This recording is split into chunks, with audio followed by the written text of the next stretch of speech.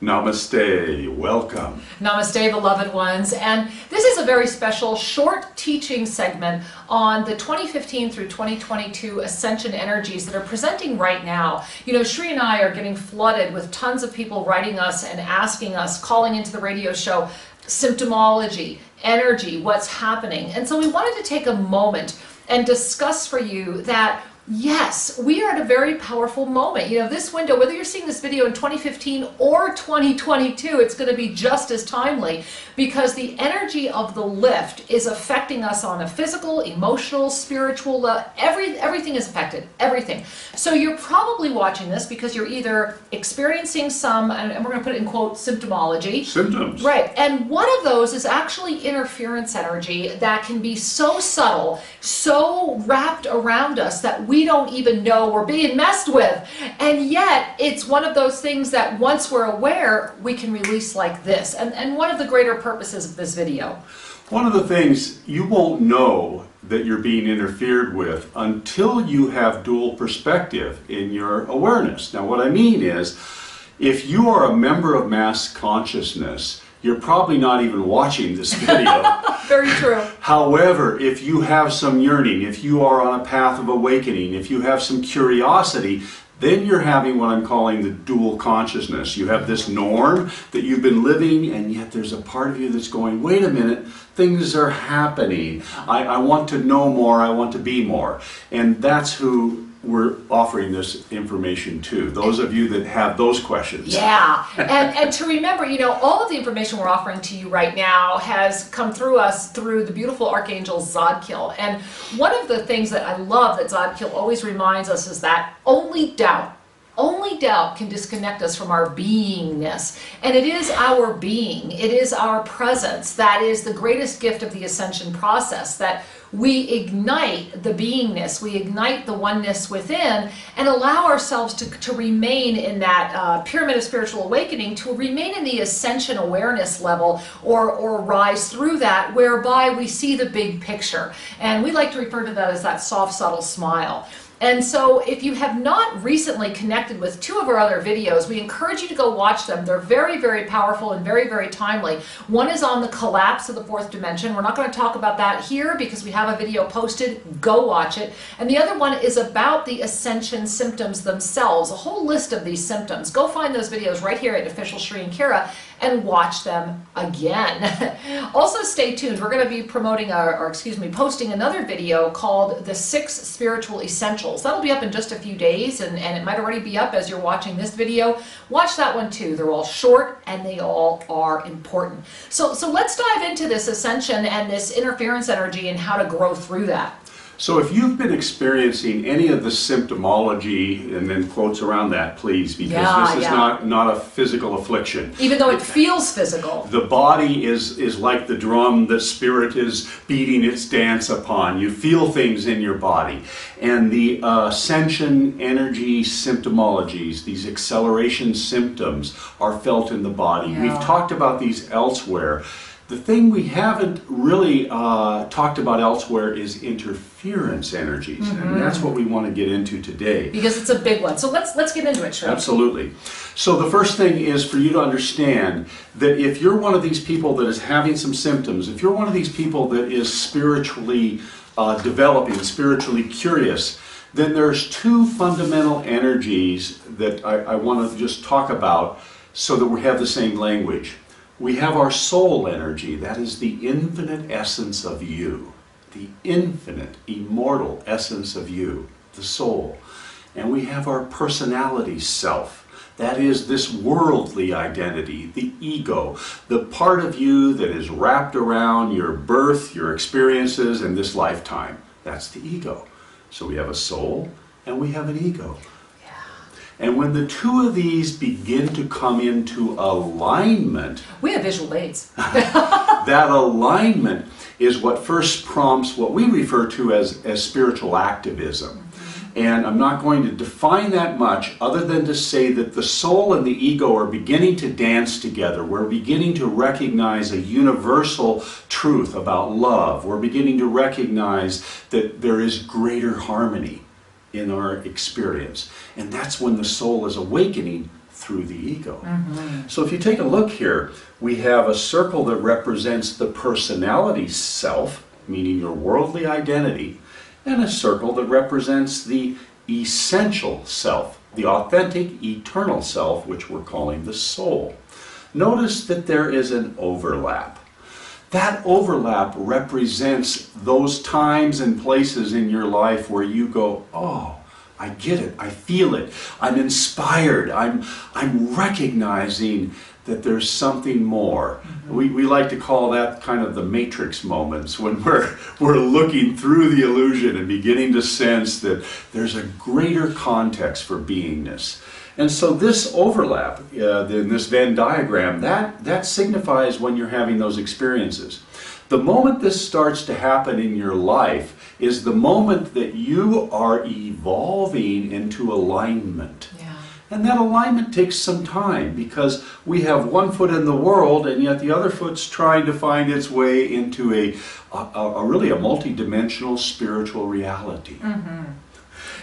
Are we ready? No, hang on a second. Hang on a second. I'm eager to move on. All right. So we're calling this personality identity the quote normal self, and the soul. In quotes. And the spiritual experiences are where the normal self, meaning the ego, is seen and beginning to sense the infinite, the soul identity.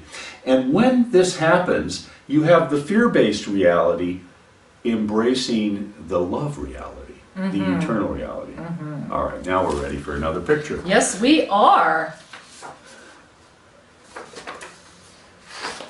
There it is. Yes. We have more than one. So as a person progresses in their surrender to their soul, surrender to the soul is not a hard thing, yet it is not common. Surrender to the soul means that we're allowing the ego to be useful but not dominant. Useful but not in charge. That's what I mean by surrender to the soul. And this is why all the great religious paths have spiritual techniques and prayer and meditation to help the ego soften, and the soul begins to move into the daily experience more tangibly. We begin to live a soul-based life rather than an egocentric life. And as you can see now, the two diagrams are overlapping in a different way. But we still have this little hanging out all by itself area, which we're calling the ego. Now that ego that is not overlapped with the soul identity is the reservoir of fear, doubt, selfishness, competition, and guilt, all of those emotions that we call, they're more coarser, they're more me-focused and at opposition to oneness. They're basically the remnants of density consciousness. Remember that in the pyramid of spiritual awakening, it's 4 levels: density consciousness, spiritual activism, ascension awareness, which is what we're showing you here, that in order to have attained ascension awareness, the vast majority of that personal had to surrender to the soul. Yet, as Archangel Zadkiel mentioned earlier, and we're going to give you a whole list in just a moment, where can you be interfered with in this remnant piece? Right. Because you have a history with the ego. So this personal identity is also part of your soul's journey. So the one does not exclude the other. You know, there's some traditions out there that teach that we have to flog the ego. We have to eliminate the Ouch. ego. No, that's not what's required. What's required is to recognize that the ego is your servant, and it's the servant to love. It's the servant of the soul, and it's very useful for driving on the freeway. It's very useful for understanding how to get along in the world. And so in the spirit of keeping this video not too long, and we want to give you all of the interference energies in just one moment, we want to culminate by sharing with you that it's when the personal becomes, as Shri was mentioning, just the one who navigates, but the soul is the one that's driving. That's when you are in your ascension consciousness, and quite frankly, where you can no longer be affected. Yeah. And this is a gentle transition between what we're calling ascension awareness, which is kind of I'm in the world but not really of the world. I'm having my worldly experience, but I recognize that I'm more than that. versus a full awakened being, yes, has the memory and understanding of the personality, but they're fully identified with the soul, with the eternal. And oftentimes those people don't like to hang out in public a whole lot. That's true. That's very, very true. And so to make this really simple for you, this is the exact text, How to Recognize Interference, that we received from Archangel Zodkiel. And we're just going to share this with you quickly because this is what's important to understand. During this time, your symptomology is going to fluctuate. You know, if you're in this middle section here, and especially if you're in the first one, okay, the amount of interference that can come in is much greater here than it is here. And of course, by the time we get to the full integration, it's not even a question. So the same would be with your symptomology. You're going to have a lot more, quote, symptomology working with the ascension vibrations here than you will here. Right. But you've integrated here. Exactly. Yet you still have, kind of that crescent moon shape where the doubt and the fear, or as Archangel Zodkiel says, the only thing left that can separate you is that doubt. And so, beloved ones, let's just share this, that what Zodkiel said with us is very simply that you really, once the interference energy has anchored itself, it becomes challenging to discern, meaning that it's very, very sly, and it will wrap around that ego personality self, which is why we wanted to share these examples with you ahead of time. And that to move through it takes self-determination and transparency with the self. You've got to be honest with you. If you're not honest with yourself, you won't break through it, because remember, interference first locks your ego. It will tell you lots of things that make you feel really good. And they're saying that to remember that the goal of the energy is to interfere. So that as you allow your heart to fully anchor its presence and release the egoic filter that will want to hold firmly to the energy of interference, you will find yourself clearly seeing whether the energy is present or not. And that to remember that you are able to walk through this. That's why it's there. It's part of the journey. It will actually assist you to gain greater mastery and to more rapidly move through this ascension portal. When we understand the difference between a soul-based energy and an ego-based energy, it's a lot easier to make good choices. Yeah. But when we're a little confused, when all we know is the ego, we don't really understand the soul. Very, very true. And, as Zodkiel says, the single most important step is to be able to recognize it. So we're going to give you the list that Zodkiel gave us, which is, number one, money motivated. Okay? In our world right now, interference comes in through money because most people, where do you carry most fear? Where do you carry most doubt? Where do you carry a lot of preoccupation? So one of the largest interference energies will normally be wrapped around money, meaning that you're wanting to go do something that will inspire you or do something that will help the world, and yet your head comes in and goes, oh, I can't afford it. Who are you to say you can't? That's the ego saying you can't, because the ego doesn't want you to expand. It's usually when we want to do expansion energy things that the universe messes with us the most, or not the universe, excuse me, the interference messes with us the most. Okay, number two, ego gratification. Now that means I feel special. Remember that when our ego is triggered, the very first thing is a sense of me. Yeah. That pride. And so when our spiritual life begins to be influenced by money or a feeling of specialness, you know that the ego is slyly interfering with the truth. Which brings us into number three, which is personal agenda. Because think about it, money, ego, personal agenda. If you're receiving messages or somebody's telling you something and it serves a personal agenda, warning flag of interference, and you normally won't see it because it's appealing to the ego. So that's why you have to really be honest and transparent, which then brings us to number four, a sense of right and wrong. The sense of right and wrong, it comes from the energy of hierarchy, it comes from the energy of better than and less than, us versus them, and those are all ego structures. Which brings us then to the next one on the list, which is that need for God to appear to you. Okay, now I'm on a spiritual path. I don't realize my ego is greatly influencing my path, and I'm demanding spiritual experiences. If you're real, I want you right here, right now. I want it. I want my burning bush. I want the burning bush. I want to see the aura. I want to see right now. Yeah, and do you see the place that's coming from? That's not coming from a place of trust. That's coming from a place of lack. That's saying, I doubt myself, I doubt my journey enough that I want this tangibility right here in front of me right now. Because here's the gift. Once you let go of all this, that's when it all happens. Next one, it's outside of a sincere love space.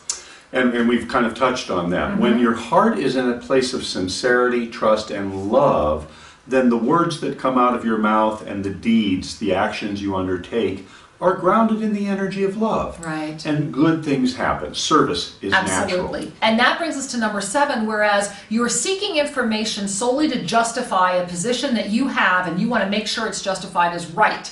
Thereby, you've closed yourself to the expanded view, and it's all about justifying your view or the view that someone else is presenting to you. You know, a classic example of this is somebody that has an opinion about something, but then they'll go get out their tarot deck or something, some divination tool to prove that they're right. And you know, that's a very critical component, because in order to release the grip of interference, remember this, my loves, you will never, and I mean never, break free from interference if someone else's story has more passion than you carry for yourself.